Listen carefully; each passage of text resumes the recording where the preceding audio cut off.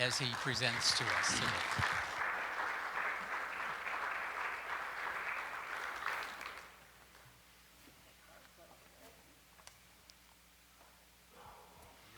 Thanks.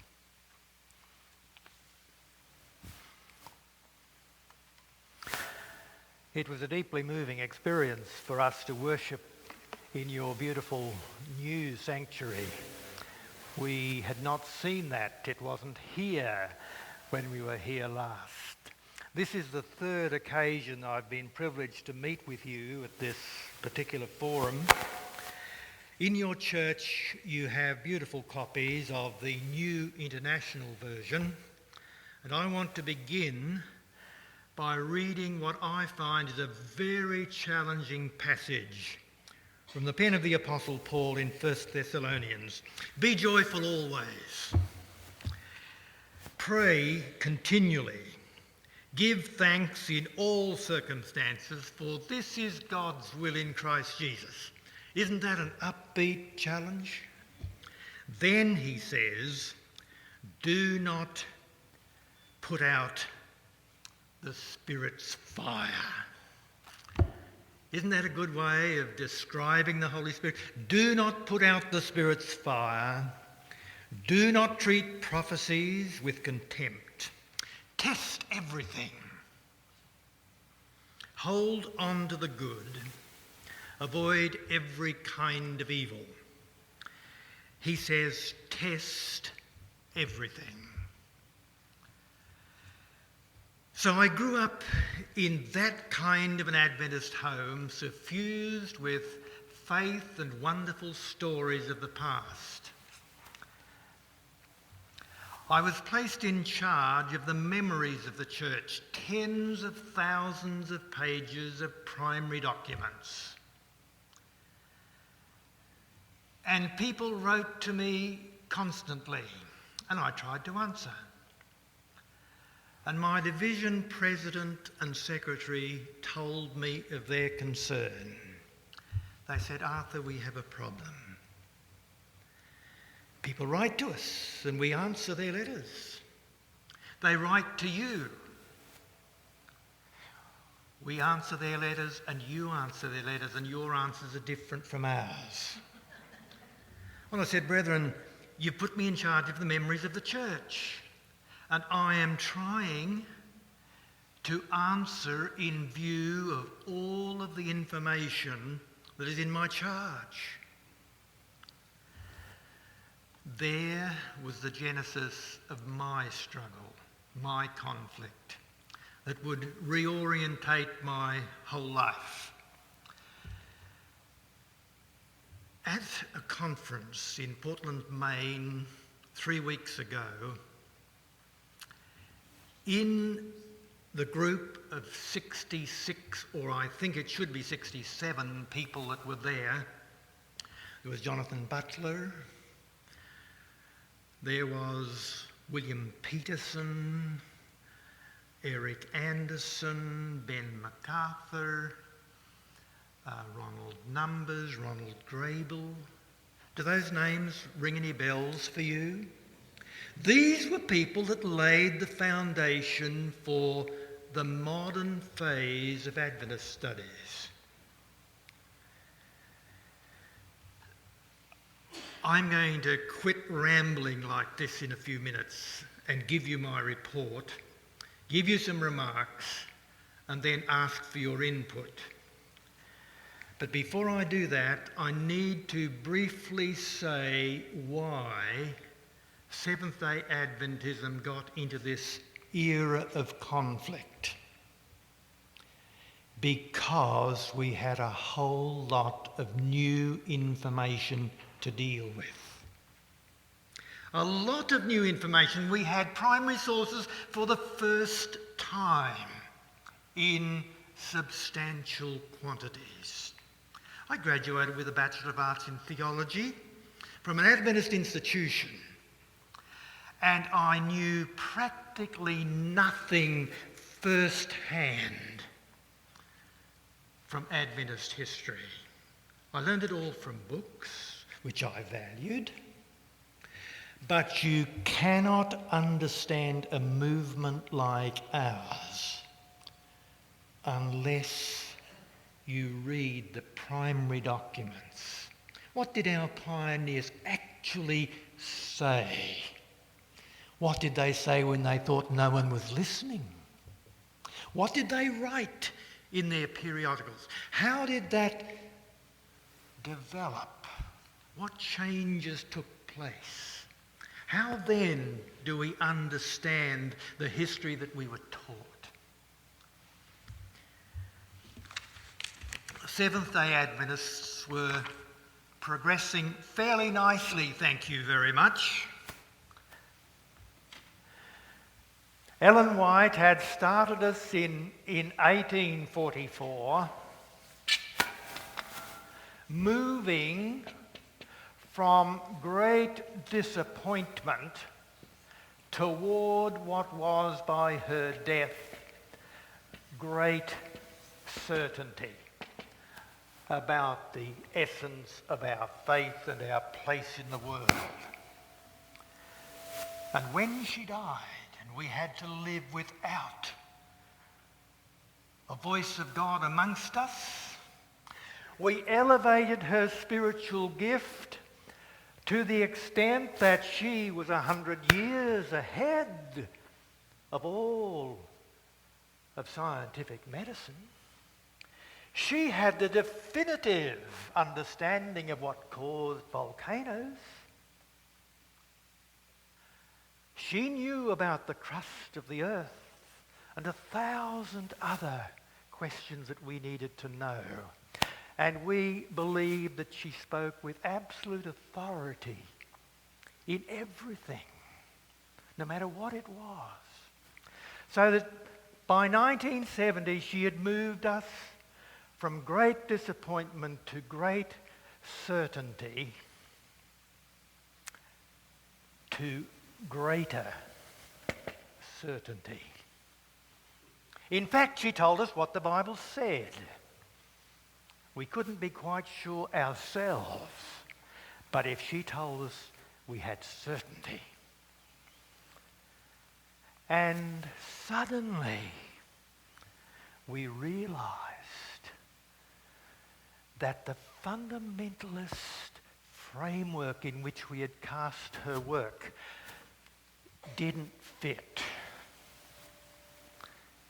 Here was a person who used the writings of other authors copiously. A person who sometimes grasped for an illustration from her culture and brought it into her writings, and it was scientifically wrong.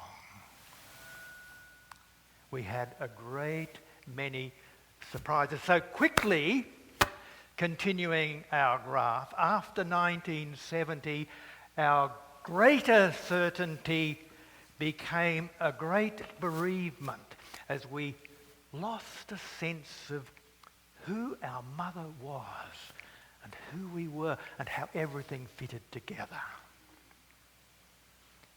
You see, we were doing so nicely.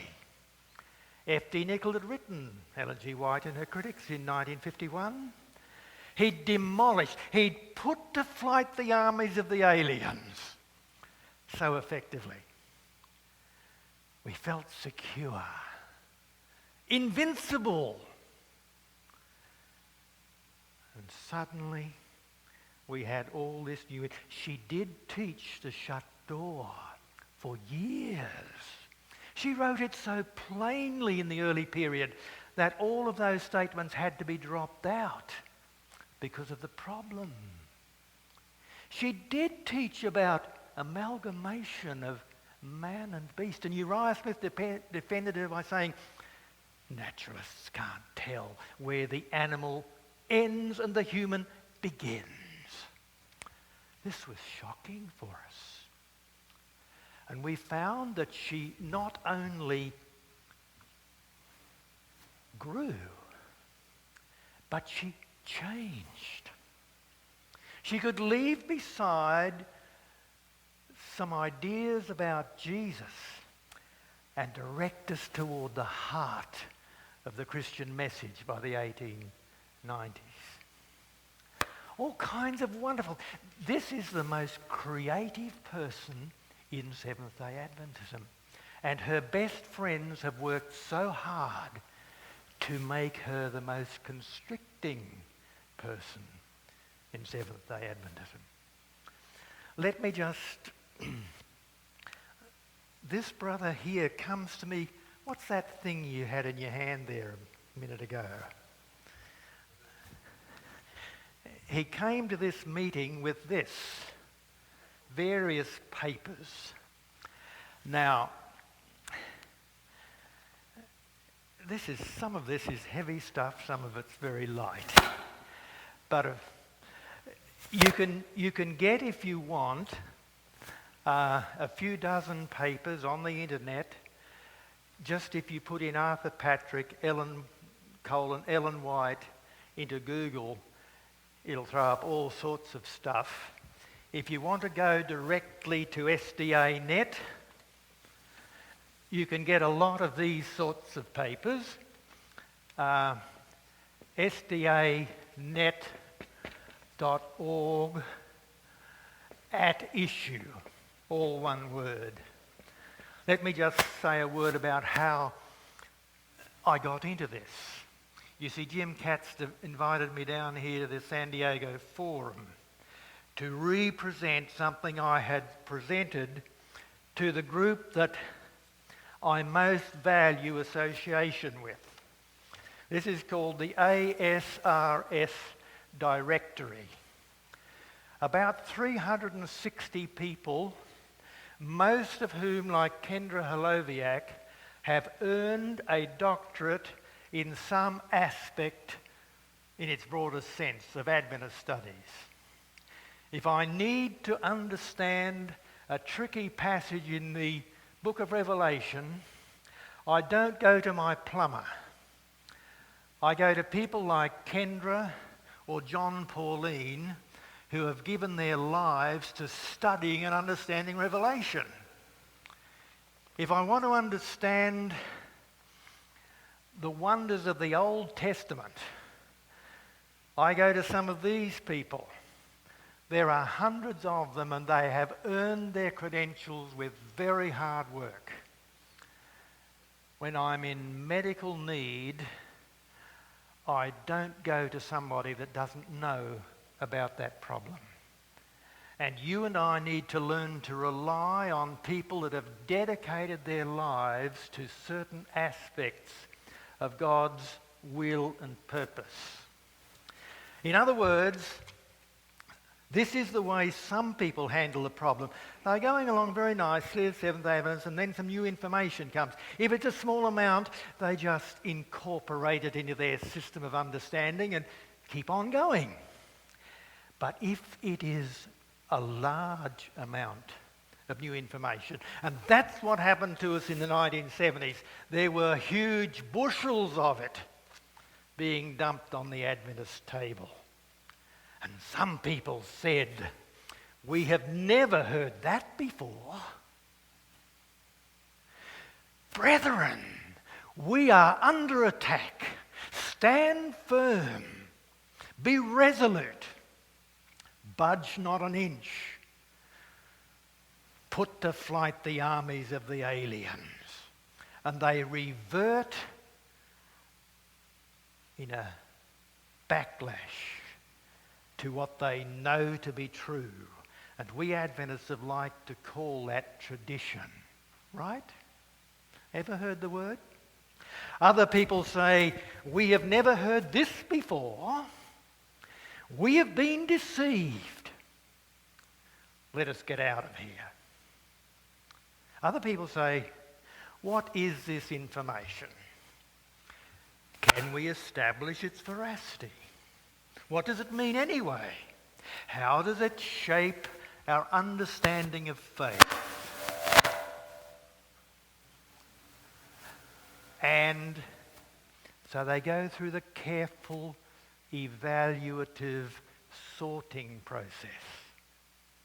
Yes, Ellen White, along with her contemporaries, did teach that the door of mercy was shut.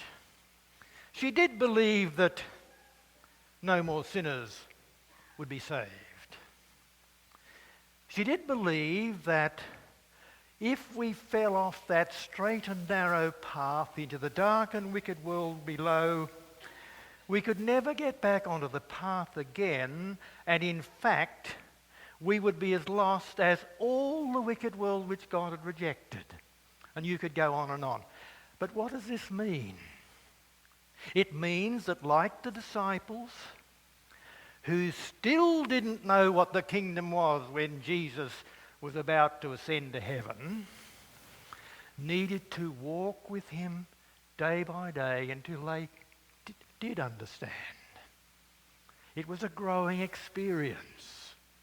It's an experience of going from little light to greater light, from no responsibility, no mission, to world mission, to global mission. And so you put it in context, and that is so important. So that's what I've been on about the past, especially since 1979, and I'm so excited about this conference because it's going to transpose all of this into a new key. We had two lovely, wonderfully skilled musicians in church this morning.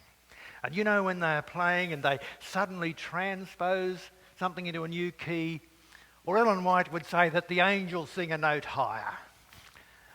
I think they're singing a note higher about Portland 2009. Now, I have said a little more than I planned to say. I'm going to be quite precise for 30 minutes, giving you my report. Then a few remarks, and your turn will come. Ellen White studies Portland 2009 and beyond. Here are the nuts and bolts. The conference held in Portland, Maine, 22 to 25 October 2009, may well transpose a long-standing discussion about Ellen White into a new key. As a working conference, it followed a long series of forward initiatives taken in various parts of the world.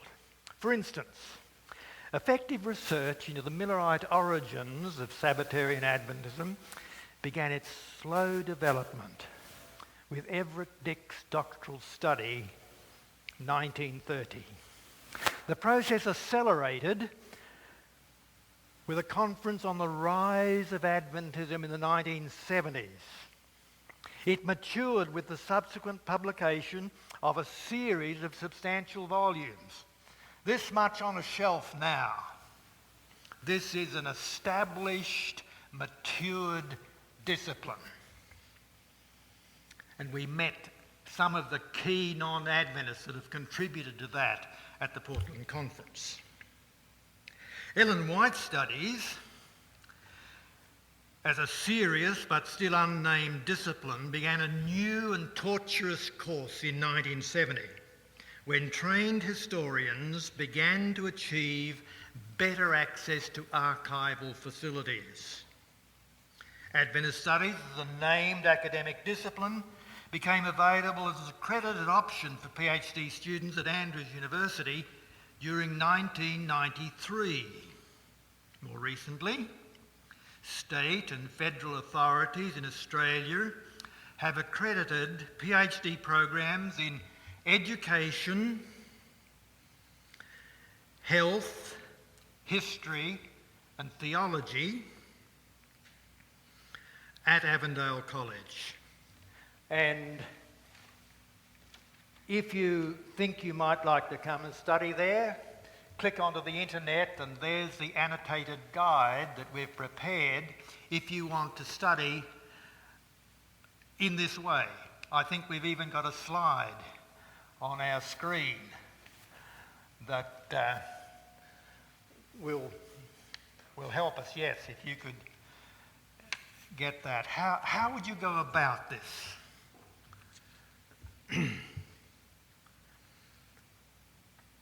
Avondale's struggle since 2006 to develop Adventist studies as a doctoral option may be assessed with the help of this 20-page document on the net.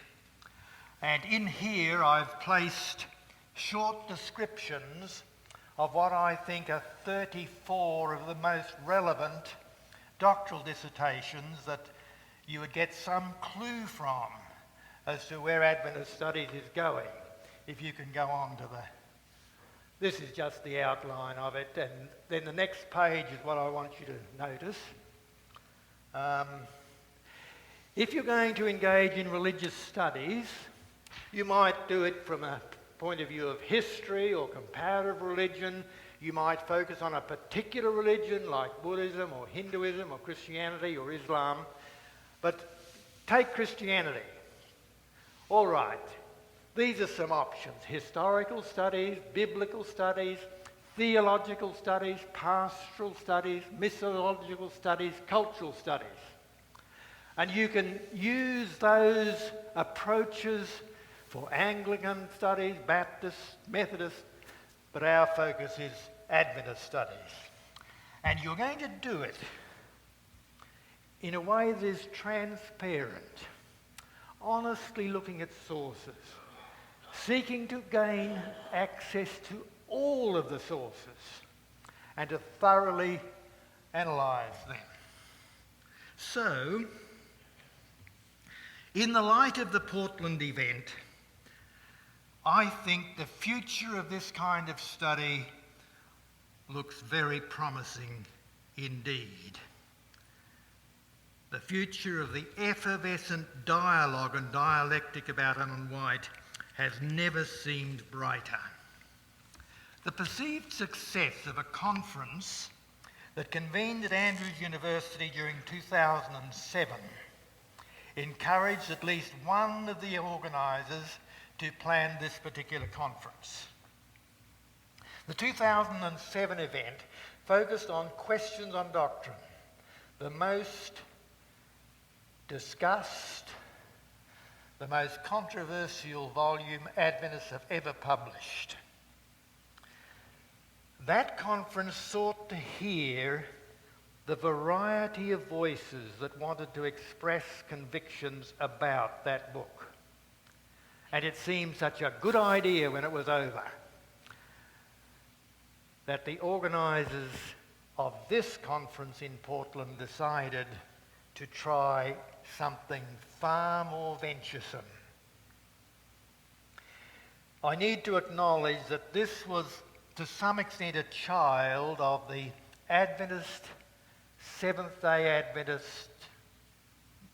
the Association of Seventh-day Adventist Historians. They've been discussing this possibility since 1998.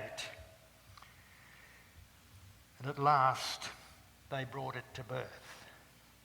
If you want to know about the conference, the nuts and bolts, more than I'm giving you now, you need to go to Ellen White Project with the help of Google, and you'll get a wealth of information. I want to compare and contrast what happened in 2009 with two other similar but very different events. Go back to the year 1919. Ellen White has died in 1915. The church is becoming conscious of the movement in Christianity that we call fundamentalism. They were caught with the possibilities of the prophetic conferences that they were seeing occurring around them, and they got together in conversation. There were not many of them. Administrators, Bible teachers, history teachers, three kinds of persons. And there were 8 or 9 stenographers that tried to take down what they were saying.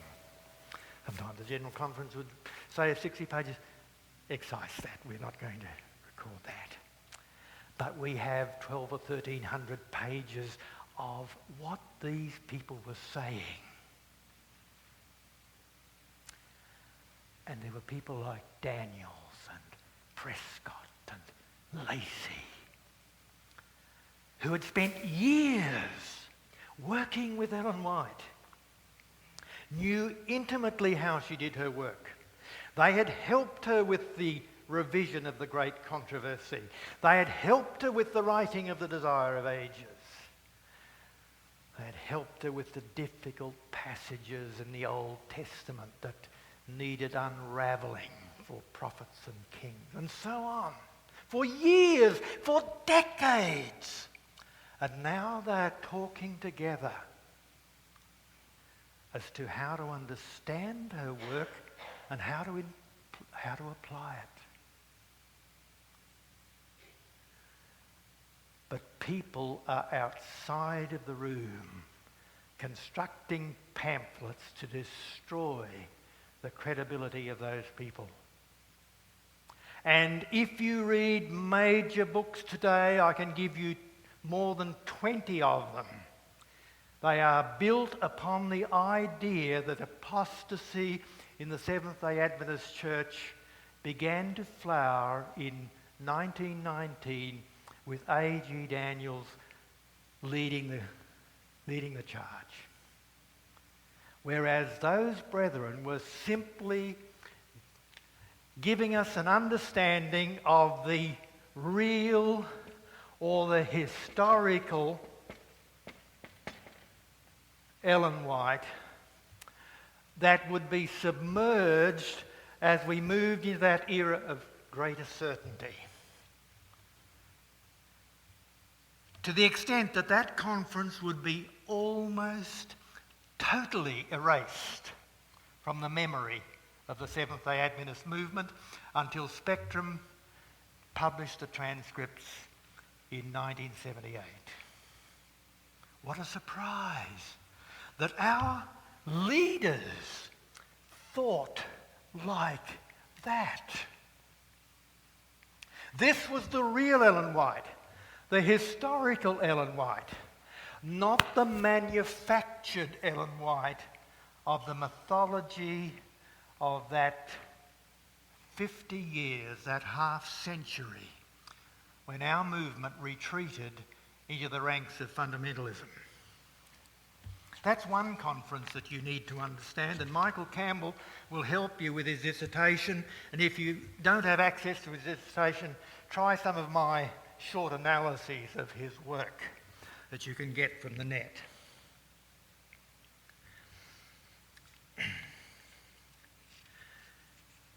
The second conference that we need to understand was in 1982, when that wealth of new information was on the Adventist desk, and we had an International Prophetic Guidance Workshop with about the same number of attendees as there and there, who actually verified that all of this was for real. And I went back to Australia from that conference full of enthusiasm to share the healing, redemptive understandings of that conference. But my division president and supervisor said, no, this material must not be shared. And so we had that crisis. We lost about a third of our ministers, with one reason for that, the conflict that we were experiencing over Ellen White. And it was tough. How different was Portland 2009? Here, it was dangerous to say what you knew.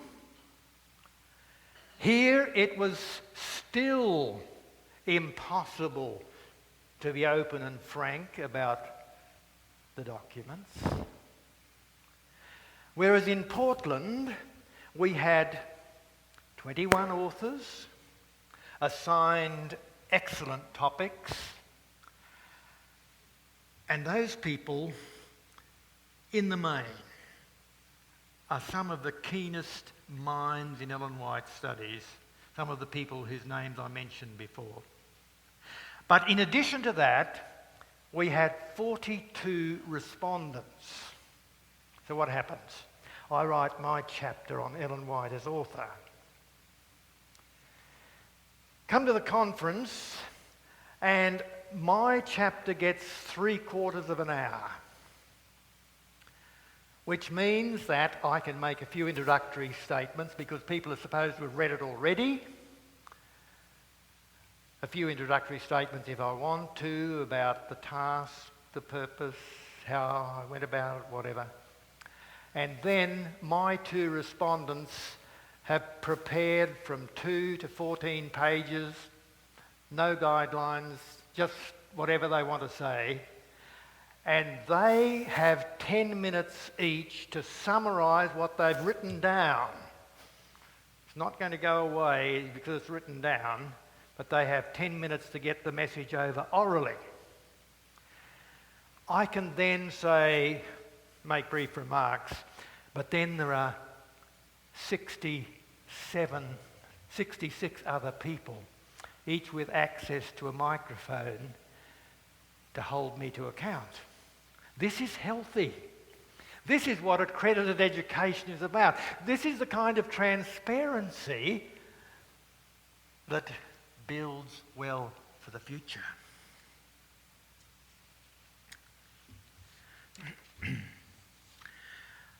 I've kind of summarised those first 2 conferences, and then I come to a line in my notes that says, how different from here and here was the 2009 conference.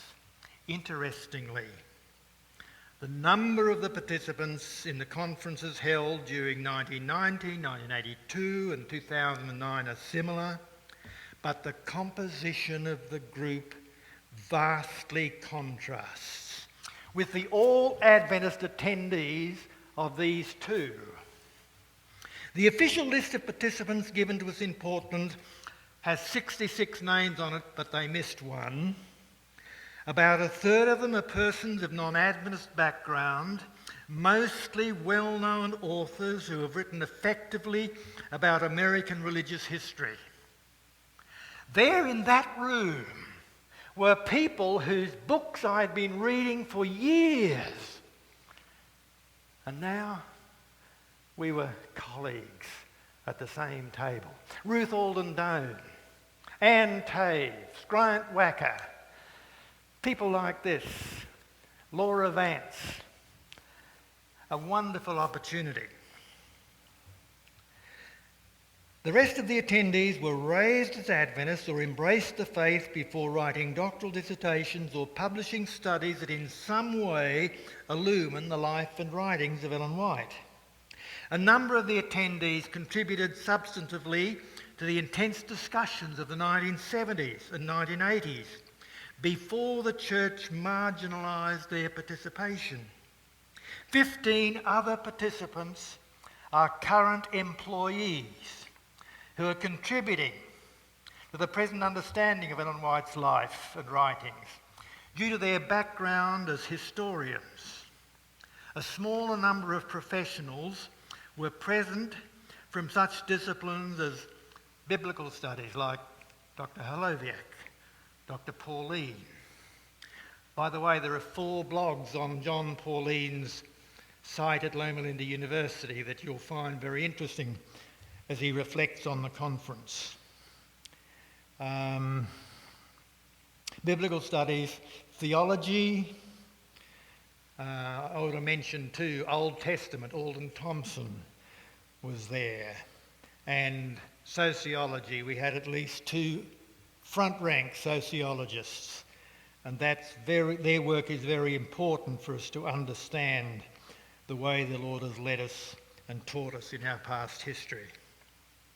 I want to offer you 3 reasons why the Portland event was successful.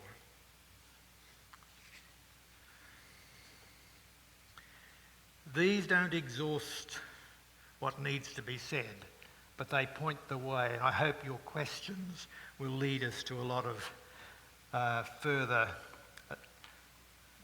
conclusions. First of all, Credible historiography thrives on effective access to primary sources by competent professionals. History is not invented. It's not written in a vacuum. It depends on primary sources, and if you've got skilled people using those, the outcome is likely to be even a bit better.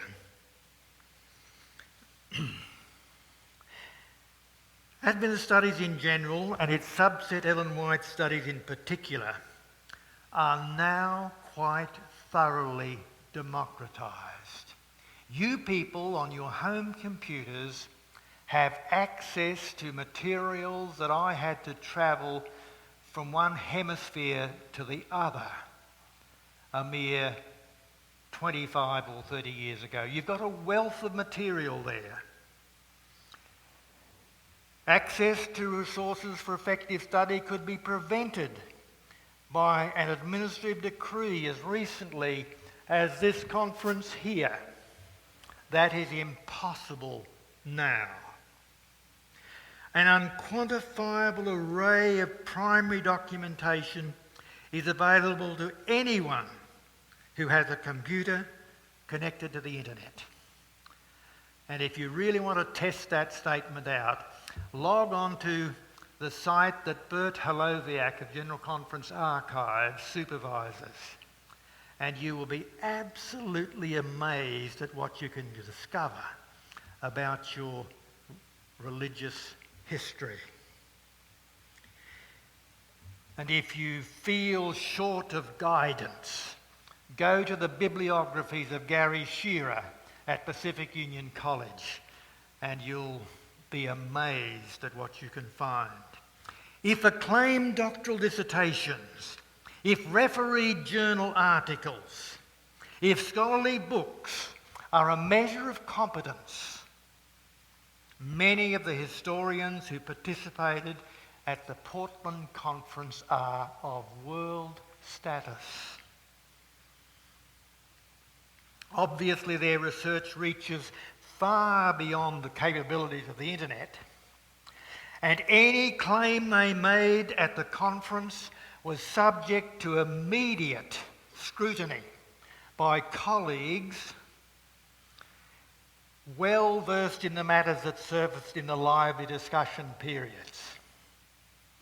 Such a climate for research and dialogue was beyond our wildest dreams as recently as 1982. The conference revealed that a wide consensus has developed regarding the historical Ellen White. A present need is for effective interpretation to further develop along the lines of the scholarly volume that I believe will surface hopefully later next year, perhaps published by Oxford University Press or a similar publisher. Oxford is very interested in the project. You know that such a publisher will never commit itself till it has read the script.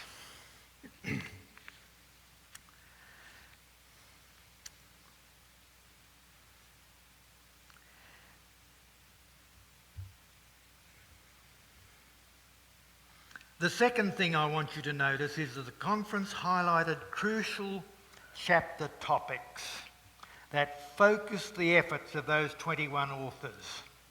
At the foundation of the assigned chapters was, of course, a biographical sketch. You would expect that. And then there was a focus on the historiographical work that's been done since 1844 to the present. Next, the chapters looked at the religious culture within which Ellen White ministered and the influences that shaped her work and the growth of the Sabbatarian community, and how she used her testimonies to build a new denomination. One specialist contextualised Ellen White's early religious experiences. Another depicted her engagement with health issues. Others treated subjects as complex as race relations or mind and metaphysics. Yet another offered perspectives on her attitudes toward popular culture. Larger contexts for the conference were provided on the first night by a scholar who has written a Pulitzer Prize-winning biography of Harriet Beecher Stowe. And then on the second night by a scholar who's writing a new biography of Billy Graham. So we had two models, one a woman writing about a 19th century woman, and one a man writing about a major figure of the 20th century. So the way they were going about their biographies was very interesting to us indeed.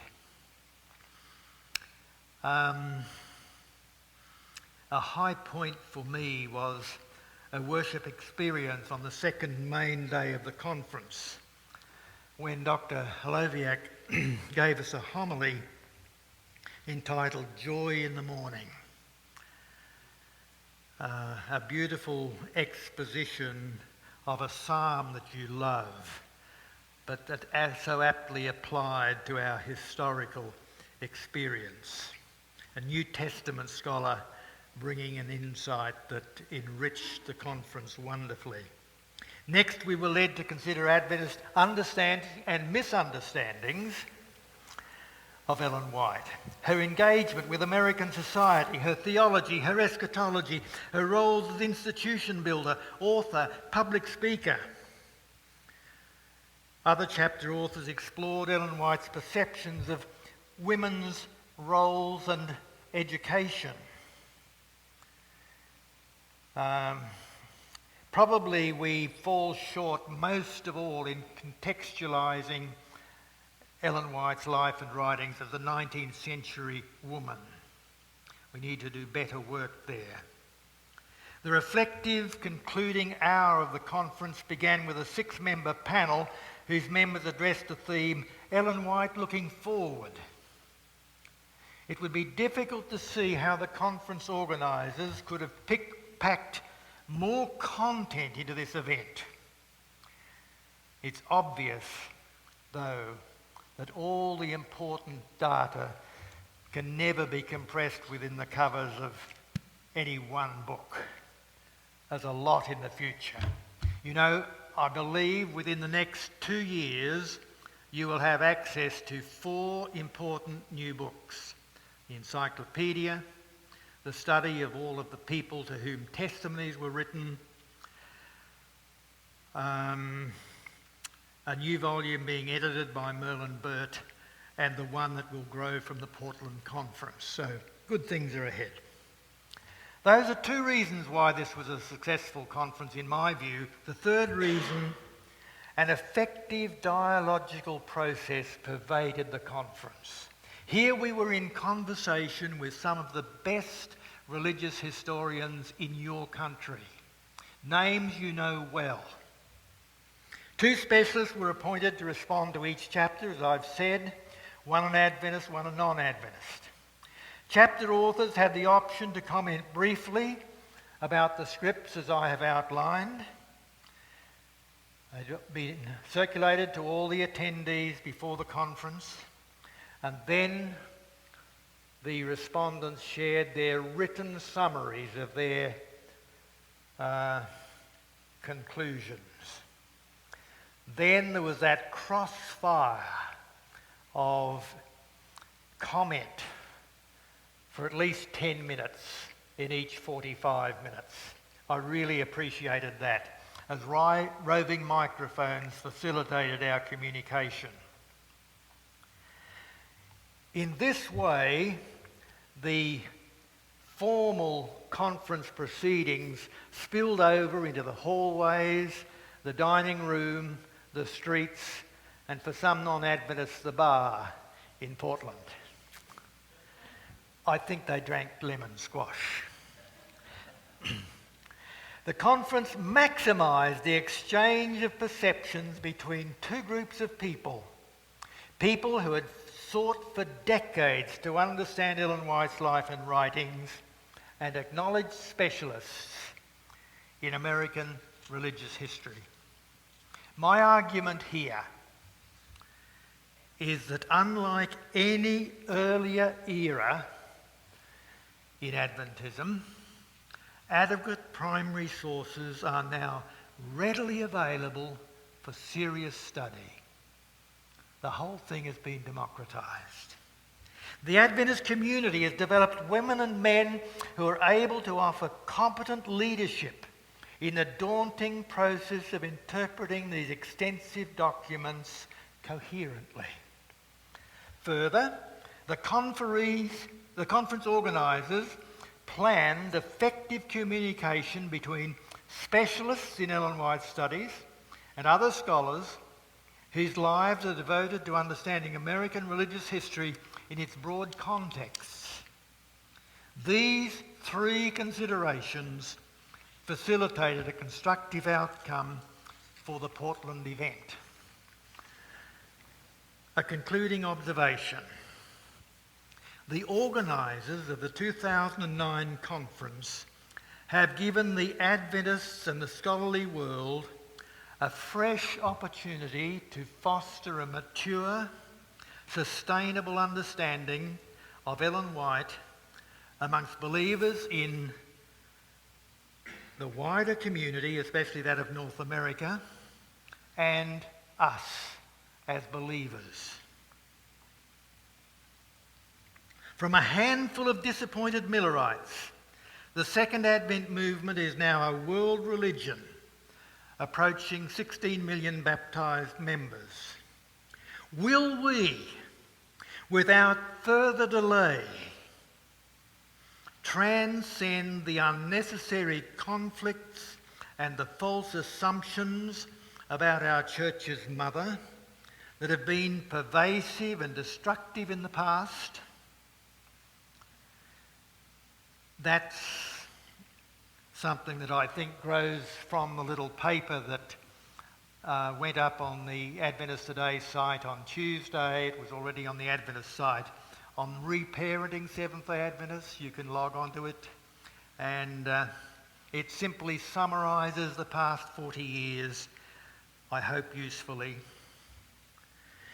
Will we invest a commitment comparable to that of Ellen White in spreading the message of grace revealed in the incarnation of Jesus Christ and the message of hope focused in his second coming? Seventh-day Adventism is, above all, a global family with its eyes set toward the truth as it is in Jesus. You recognise that refrain? One of her favourite ones. The Alpha and the Omega of our faith has too often been supplanted by controversies that are no longer necessary, now that the facts about the way the Lord has led us in his teaching in our past history are so freely available to us. That's my report. I would like to just offer a few reflections, and then I think, Jim, you have something cooling and refreshing for us. I'd like to suggest, I've got pages of these kinds of notes, but I'd like to just quickly suggest 7 things you might like to think about. The challenge to balance Ellen White's spiritual gift and the spiritual gifts of the community that she helped to found and cherish and mature. You see, her spiritual gift was meant to be in relation with the gifts of God's people. When we so elevated her spiritual gift in that 50-year period, things got out of balance. Your spiritual gifts and mine were largely submerged, and now we're getting back to the potential of balance. That's one point. Each of these could be a paper on its own, but I'll just throw them out for what they might or might not be worth. It's clear that we have been deeply ignorant about some things that would have helped us greatly to use her work effectively. just one illustration. As a young pastor, I believed that in the Desire of Ages I had the definitive description of the events in the life of Christ from his birth to his ascension. My mother gave me a beautiful wide-margin Bible. I bought a mapping pen, Indian ink, and in the wide margins of that Bible I wrote copious notes that corrected all the commentaries and all the harmonies that I could find in terms of Desire of Ages, the definitive work on all of that.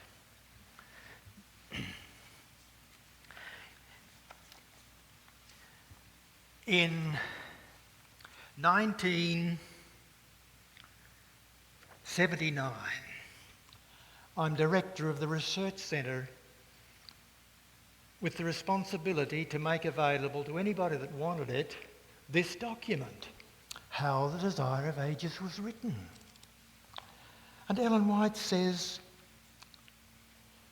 tell Mary, find me some histories of the Bible that would give me the order of events. I have nothing and can find nothing in the library here.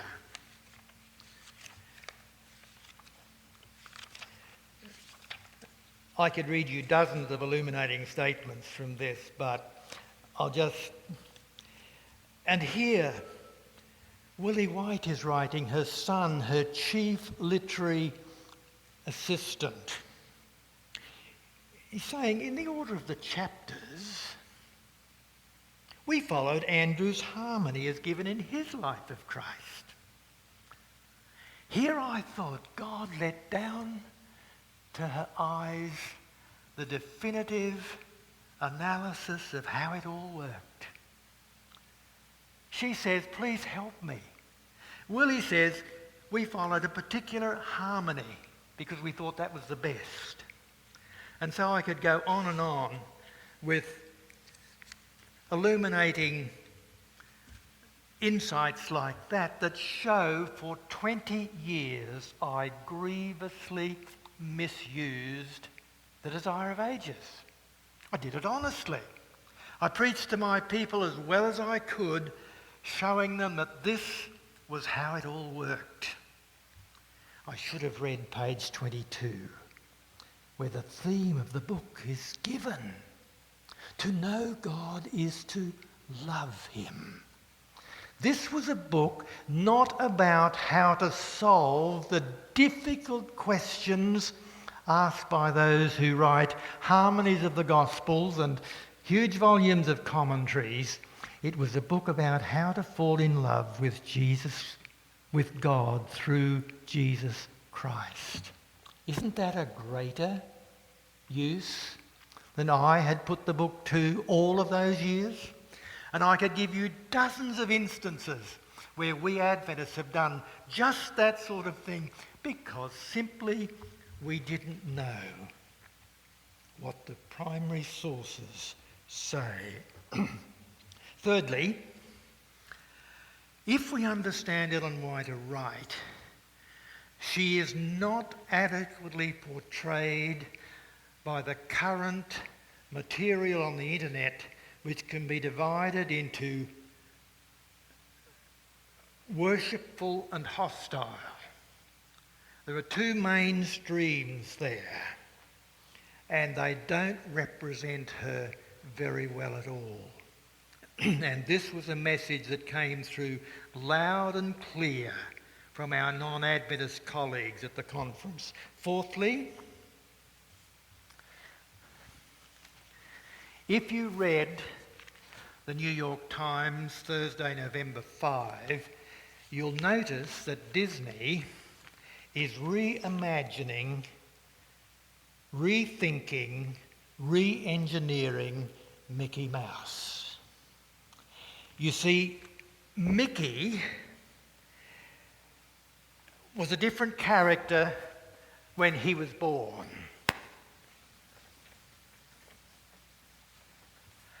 And then he became a wonderful mouse.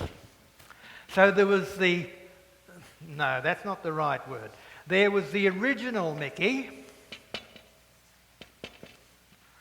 Then there was the, how can I put it, the sweet Mickey. And now they're about to release the new Mickey, the re-engineered, the rethought, the reimagined Mickey Mouse. Because this one doesn't go down anymore in the way he used to. He's got to be real. And so here you have the family of words about the redoing that they are engaged in. We have the real Ellen White, then we have the manufactured Ellen White, who was not a real person, and now we are getting back to the historical Ellen White. And that's the person we need. That is the one who is our church's mother. That's the one who tried to raise us to spiritual adulthood.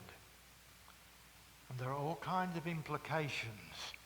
A mother needs to let go, doesn't she? That her children might become truly adult. But we never lose the relationship. We never lose the preciousness of what that mother has done. There were times when she had to command us not to run across the road. But she'll be a different person now that we are adults. So we are learning to understand our heritage. Fifthly, no people that I speak to understand so clearly the destructive effects of civil war as you people.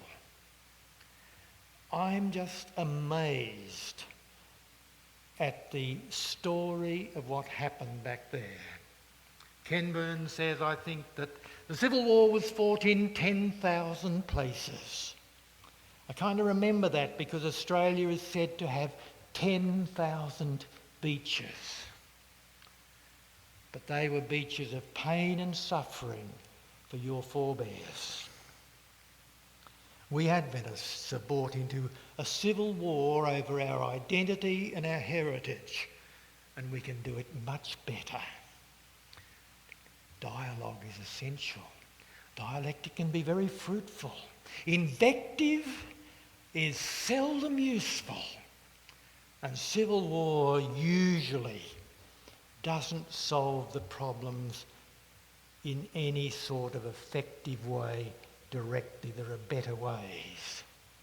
Let's stop the civil war and learn from our past. Number 6, Ellen White needs no defence. She simply needs understanding. And we have such a treasure trove of data that helps us build that understanding. You need understanding the light of all the known and available historical sources, contextualised thoroughly, and that is where the Portland Conference shines. And finally, the next major step forward for Adventist studies and the understanding of Ellen White, this conference was largely focused on the historical Ellen White. We need to hear as thoroughly and as well the biblical scholars, the Old and New Testament specialists that can help us understand how God speaks to us, how he communicates with us. We need to listen to the theologians. You know, theology is faith-seeking understanding. They will help us put the pieces from the Bible and from history together in a coherent theological framework. We need to listen to the sociologists who understand how people behave and how a community validates the work of its leadership and how that relationship develops, what it means. We have such an exciting future. in this aspect of our life. And it's been an enormous privilege for me to speak to you on these 3 occasions. I'm just amazed that ever since I gave my first presentation here, I've had input from all over the world, from people that say, oh, I've just discovered this or that you wrote, or I've just read this, or I've been reading for years, and now I'm communicating with you. This sort of message comes to me from Japan, or the middle of Africa, or Moscow, or America, wherever. As a worldwide family tries to understand who we are, how we got to this point, what our mission is, and how we function as a community in the work of God. I hope that by making this section a bit briefer than Jim allows, that you will have lots of penetrating questions as we come to the second phase of our session, because I'm afraid that what I'm saying mightn't be right where you're asking the questions or hurting or whatever. So I'm looking forward to listening to you as soon as we come back.